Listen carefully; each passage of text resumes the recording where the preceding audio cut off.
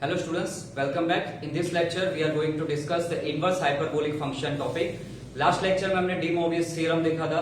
दो लेक्चर जो मैंने प्रीवियसली करवाए दोनों में डी मोवियस थ्योरम के सम्स ही देखे थे, एक में नॉर्मल सम्स एंड एक में एप्लीकेशंस वाले सम्स। ओके, इसके अंदर सबसे पहले इनवर्स हाइपरबोलिक में ज्यादा इंपॉर्टेंट सम्स जो है वो ये जो नीचे फॉर्मूलाज लिखे हैं ये तीन के और वर्जन भी, मतलब दूसरे वर्जन भी है, तो ये टोटल 6 जो फॉर्मूला है उसका प्रूफ मैक्सिमम इसमें पूछे जाते हैं। बाकी सम्स नॉर्मली नहीं आते, बट हाँ ये जो फॉर्मूलाज लिखे हैं इसके आगे कई पोर्शन में लॉग वाले सम्स के अंदर भी बहुत यूज होता है। तो सबसे पहले फॉर्मूला सिंपल है, ये वाले ये तो नहीं, पर शायद आप लोगों ने ये 11th में कॉम्प्लेक्स के ये पढ़े होंगे और मे बी ये भी आए होंगे। तो ये जो 4 फॉर्मूला है, सॉरी 5, ये जो 5 फॉर्मूला है वो आपके 11th के ही है। ओके, सेम टू सेम, मतलब कि अगर हाइपरबोलिक फंक्शन है तो यहाँ पे नॉर्मल आएगा आई के बिना, और नॉर्मल है तो आई वाले आएंगे, बाकी सेम टू सेम आते हैं। सिर्फ एक्स्ट्रा याद रखना कि नॉर्मल टर्म के अंदर यहाँ पे आई वाले लेते हो तब साइन में नीचे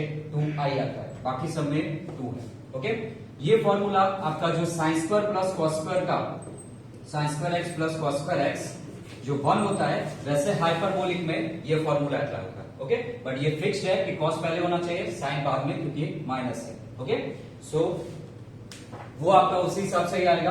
देन नीचे ये जो टोटल 3 फॉर्मूलाज दिए है और के साथ, यानी टोटल ये 6 फॉर्मूलाज आपके नए फॉर्मूला है। ये काफी बार यूज होगा सम्स के अंदर।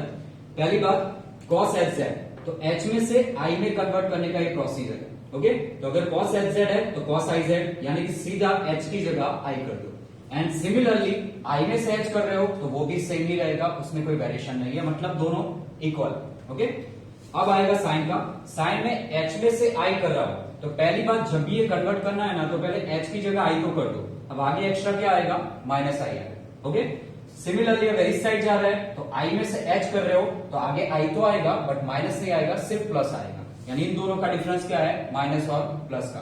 तो सिर्फ एक याद रखो कि h में से i कन्वर्ट कर रहे हो तो माइनस i आता है, दूसरे में प्लस है, ऐसा याद रख लेना। ओके, दोनों याद मत रखना, नहीं तो कंपेरिजन में डिफरेंस हो जाएगा। जैसा साइन का सेम टू सेम वैसा tan का, तो tan याद रखने की जरूरत नहीं है, साइन के हिसाब से ही tan चलेगा। तो सिर्फ आपको साइन का फॉर्मूला याद रखना है, उसके हिसाब से tan मिल जाएगा। इसके अंदर cos के अंदर कोई वेरिएशन नहीं है, यानी कि cos hz और cos iz दोनों सेम ही रहते हैं, तो उसमें कोई फर्क नहीं आता। देन नीचे 3 फॉर्मूला जिसका हमें प्रूफ सॉल्व करना है, तो ये फॉर्मूला मैं अभी नहीं समझा रहा, इसका डायरेक्टली प्रूफ ही समझा दूंगा।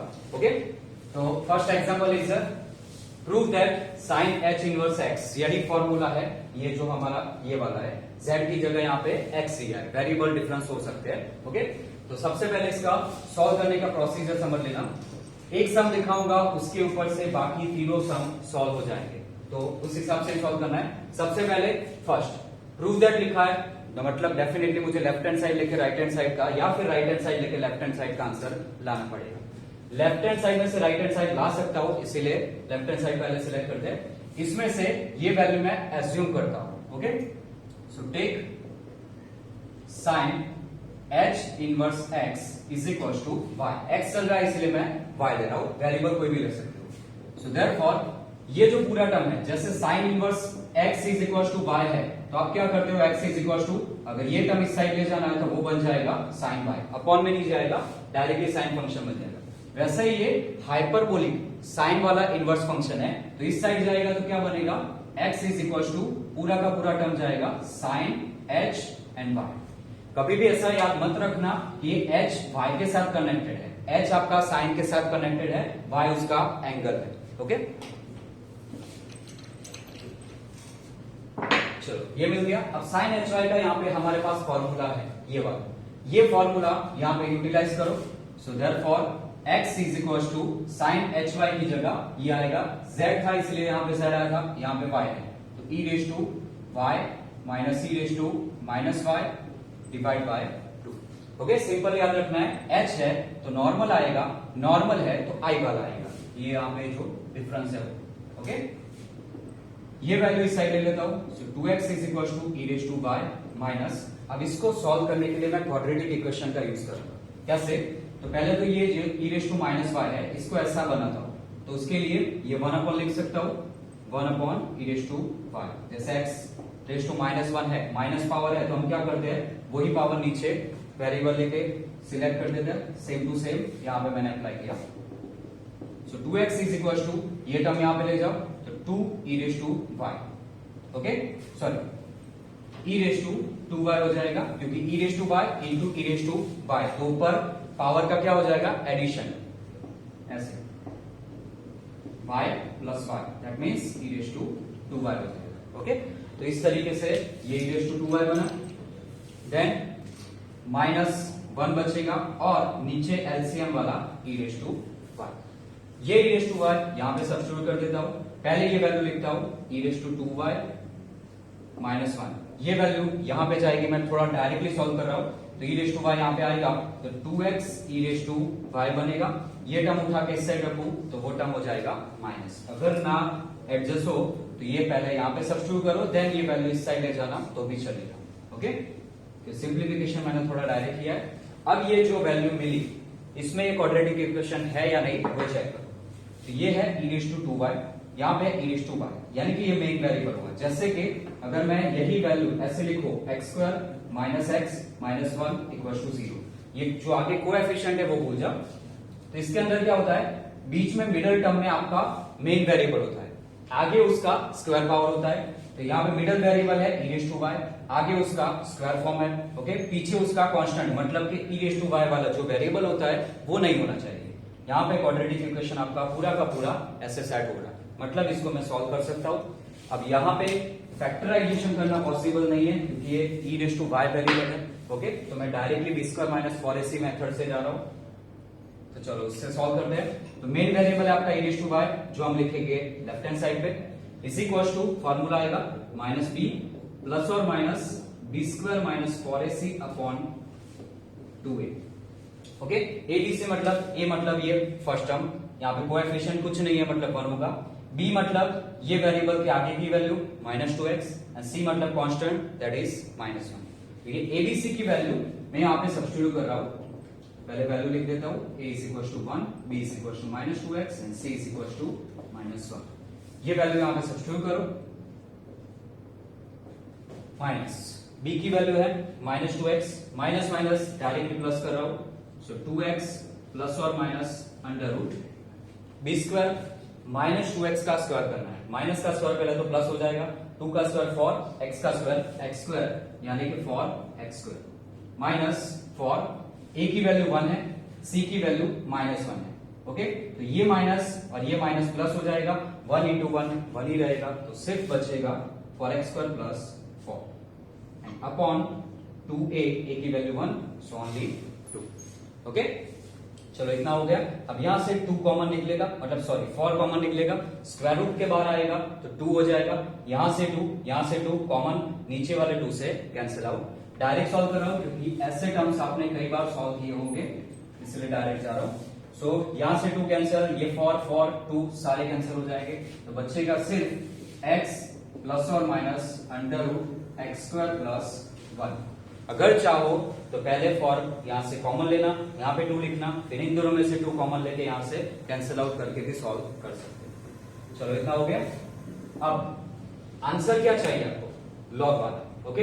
यहां पे लॉग अभी भी नहीं आया, ये टर्म तो मिल गया है, ओके। हाँ, प्लस और माइनस का जो कंफ्यूजन है वो बाद में क्लियर करता हूं, बट ये टर्म मिल गया है, लॉग बाकी है, तो दोनों साइड लॉग अप्लाई करता हूं, ओके।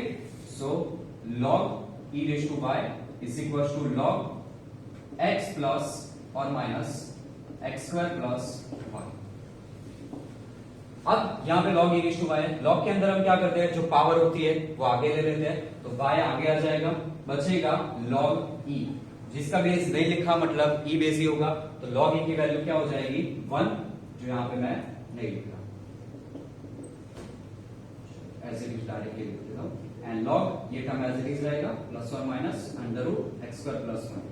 मुझे आंसर में सिर्फ बीच में प्लस चाहिए, यहाँ पे प्लस और माइनस है, तो इसका कंफ्यूजन क्लियर करते हैं। अगर आप यहाँ पे वैल्यू सॉल्व करोगे इसकी माइनस के साथ, यानी कि टेक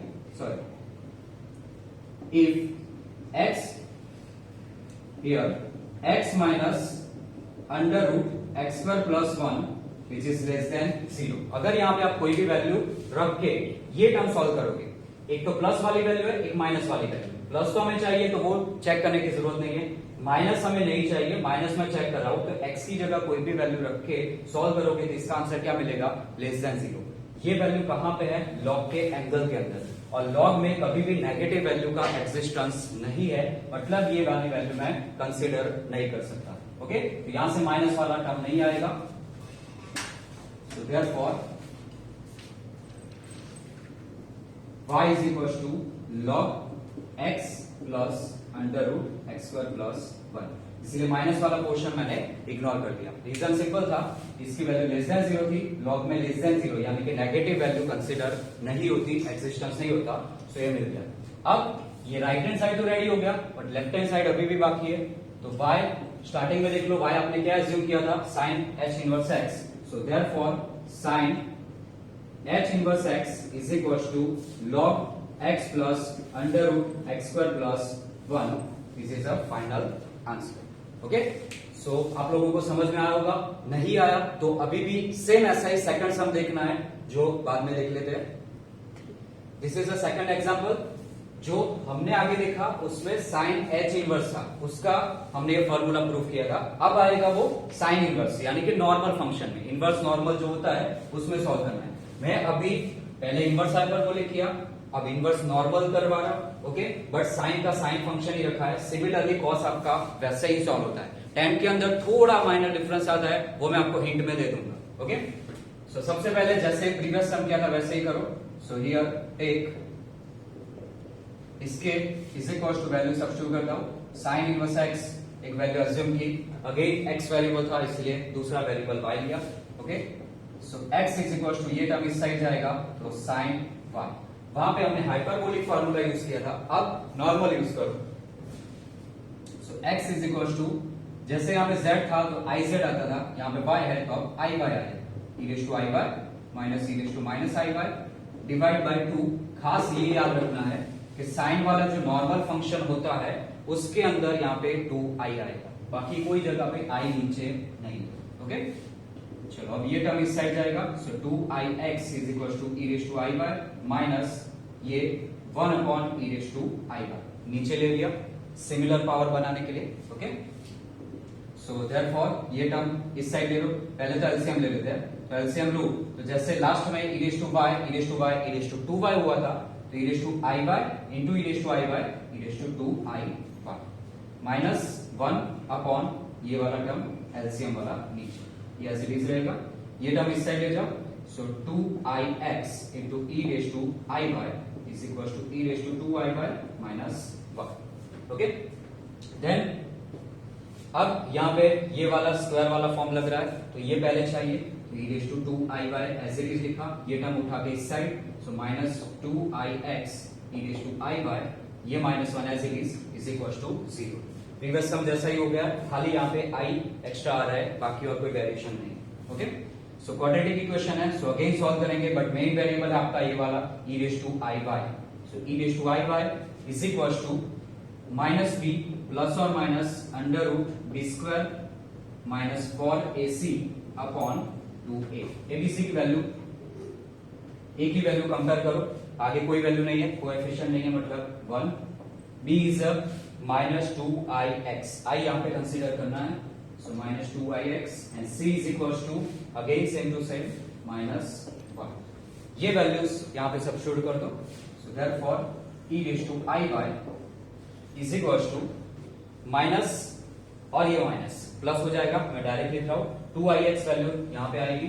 सो 2ix प्लस और minus under root b square यानी कि इसका स्क्वायर माइनस का स्क्वायर पहले तो प्लस 2 का स्क्वायर 4 i का square i square and x का स्क्वायर x स्क्वायर। अभी मैं डायरेक्ट लिख रहा हूं 4i स्क्वायर x स्क्वायर। आप चाहो तो i स्क्वायर की माइनस वैल्यू माइनस 1 सब्स्टिट्यूट करके भी डायरेक्ट लिख सकते हो। देन माइनस 4ac तो माइनस 4 आएगा, a की वैल्यू 1 c की वैल्यू माइनस 1, ये माइनस और ये माइनस हो जाएगा plus, and 1 into 1 1 into. Okay, divide by 2, a की वैल्यू अगेन 1 है, so 2 into 1 2 e raise to i y is equal to ये i स्क्वायर है, i स्क्वायर की जगह क्या होगा माइनस 1 होगा। 4 अगेन यहां से कॉमन निकलेगा, बाहर आएगा अंडर रूट के बाद, तो यहाँ पे 2 आएगा 2 इन दोनों में से कॉमन निकलेगा, नीचे वाले 2 से कैंसिल आउट, यानी सारे नंबर्स कैंसिल आउट हो जाएंगे। तो आई एक्स बचेगा प्लस और माइनस अंडर रूट 4 निकल गया, आई स्क्वायर की जगह -1 यानी कि minus x square and plus 4 निकल गया, सो 1।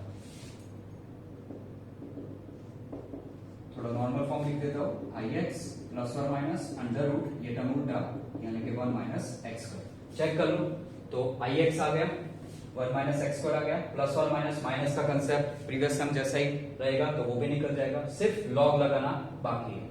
ये टर्म इसके बाद आ जाएगा, ओके।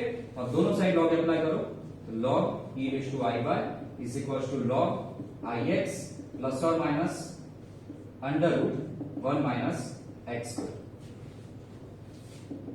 सिमिलरली जैसे प्रीवियस समय किया था, पावर आगे आएगी, आई बाय लॉग ई बचेगा जिसकी वैल्यू 1 होगी, लिखता नहीं हूं अभी, लॉग आई एक्स प्लस और माइनस, अब यहां पे डायरेक्टली प्लस कंसीडर कर रहा हूं, ओके। क्यों? माइनस वाला कंसेप्ट जो मैंने पहले समझाया था वही यहां पे अप्लाई होता है, 1 माइनस एक्स स्क्वायर। खाली यहां पे दिखा देना कि ये क्यों हुआ, i x minus under root 1 minus x square की वैल्यू लेस देन 0 आती है, इसकी वजह से ये पॉसिबल है, ओके। ये हिंट दे देना।